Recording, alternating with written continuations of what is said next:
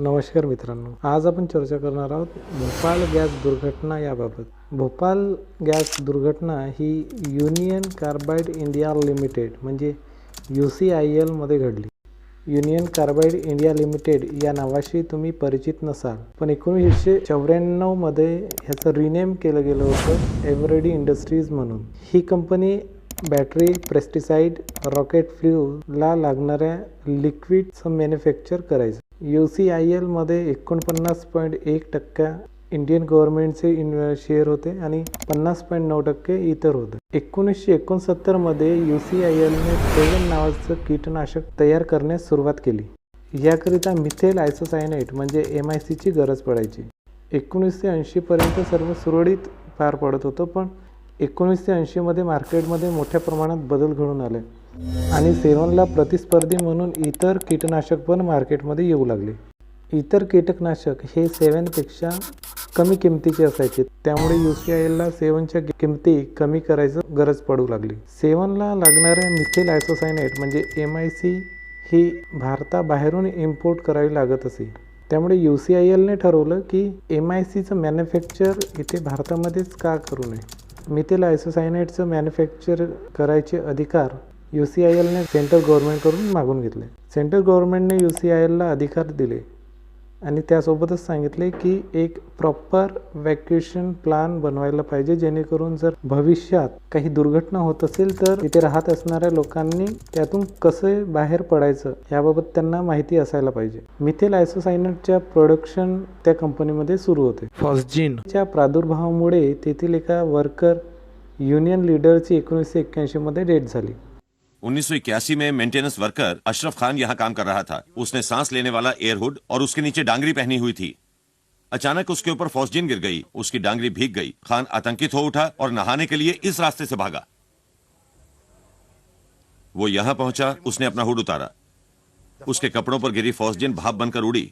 उसने इसे सूंघ लिया और कुछ दिन बाद उसने अस्पताल में दम तोड़ दिया.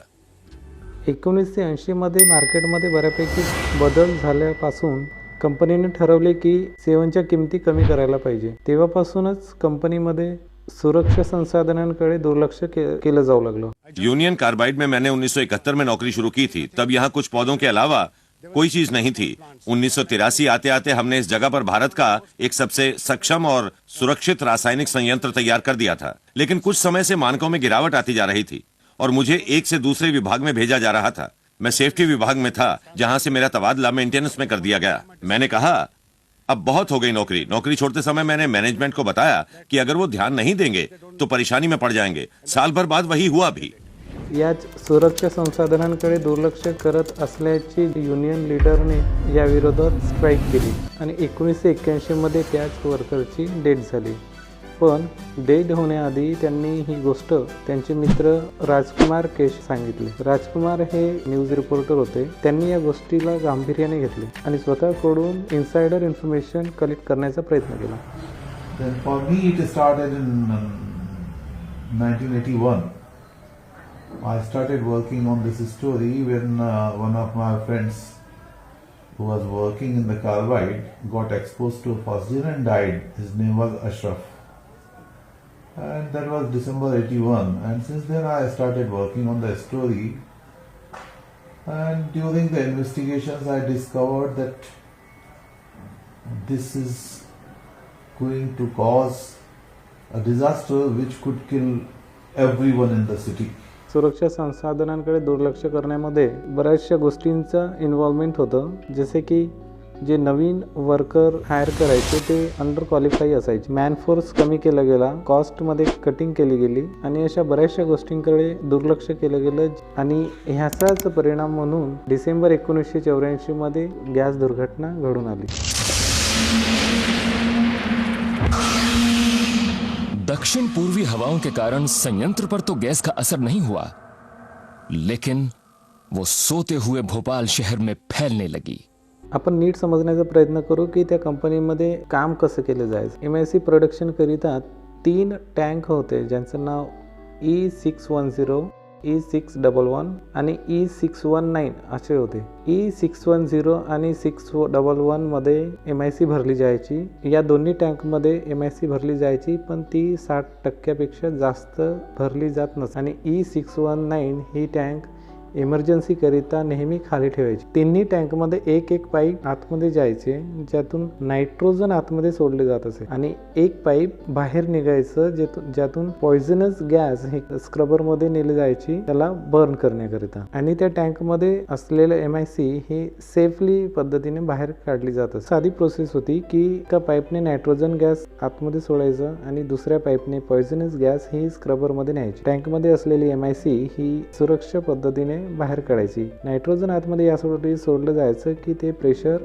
मेंटेन राहावं म्हणून. परंतु 2 डिसेंबरला रात्री दोन्ही टँक त्यांच्या कॅपॅसिटीपेक्षा जास्त भरली गेली आणि तिसरी टँक पण भरलीच होती, जे करणे योग्य नव्हते. दोन्ही टँकचं प्रेशर हे MIC त्या टँकच्या कॅपॅसिटीपेक्षा जास्त भरल्याने टँकचं प्रेशर बरोबर नव्हतं. टँक प्रेशर मोजणारा इंडिकेटर असायचा, तो पण बंद पडलेलं होतं. त्यानंतर प्रेशर जर जास्त झालं तर त्याकरिता एक अलाराम वाजायचा, पण तो अलाराम पण बंद होतो. तिन्ही टँक मधून निघणारा पाईप जे की पॉइझनस गॅस जाळण्याकरिता स्क्रबरमध्ये न्यायचा, तो पाईप स्विच ऑफ केला गेला होता. टँक E610 ज्यातून ही घटना घडली त्या टँकला लागलेला प्रेशर मीटर हे काम करत नव्हतं. कंपनीमध्ये एक अलाराम लागलेला होता त्यात काम करणाऱ्या वर्कर करिता, आणि कंपनीच्या बाहेर एक मोठा अलाराम लागला होता जो त्या कंपनीच्या आजूबाजूला राहणाऱ्या लोकांकरिता. परंतु दोन्ही अलाराम हे काम करत नव्हते. UCIL ने MICचं प्रोडक्शन ऑलमोस्ट स्टॉप केलं होतं 1984 मध्ये. तिन्ही टँकला थंड ठेवण्यासाठी एक कूलिंग फॅन लावलेलं होतं, पण ते दुसऱ्या प्लांटमध्ये शिफ्ट केलं गेलं होतं. MIC को ठंडा रखा जाना जरूरी है, इसलिए इसके टैंक कंक्रीट के बंकर में रखे गए थे ताकि मध्य भारत की तीखी गर्मी उनका कुछ बिगाड़ न सके. इसके अलावा ठंडा करने के लिए एक संयंत्र भी लगाया गया था जिसे रेफ्रिजरेशन प्लांट से कंट्रोल किया जाता था, लेकिन शीर्ष प्रबंधन के फैसले के बाद ये बंद पड़ा था. दुर्घटना के समय तो बंद था ही, पर इसके पहले से ही मई 84 में इसको पूरी तरह बंद कर दिया गया था. इसमें जो टैंक के अंदर फ्रीऑन होती है वो भी निकाल ली गई थी. इसको बोलते परमानेंट, इसको बंद कर दिया था इन्होंने. रेफ्रिजरेशन का स्विच बंद करना पागलपन था. इन एक्सोथर्मिक प्रतिक्रियाओं में उससे कहीं ज्यादा गर्मी पैदा होती है जितनी हम निकाल सकते हैं. इसी गर्मी को निकालने के लिए रेफ्रिजरेशन सिस्टम बनाया गया था.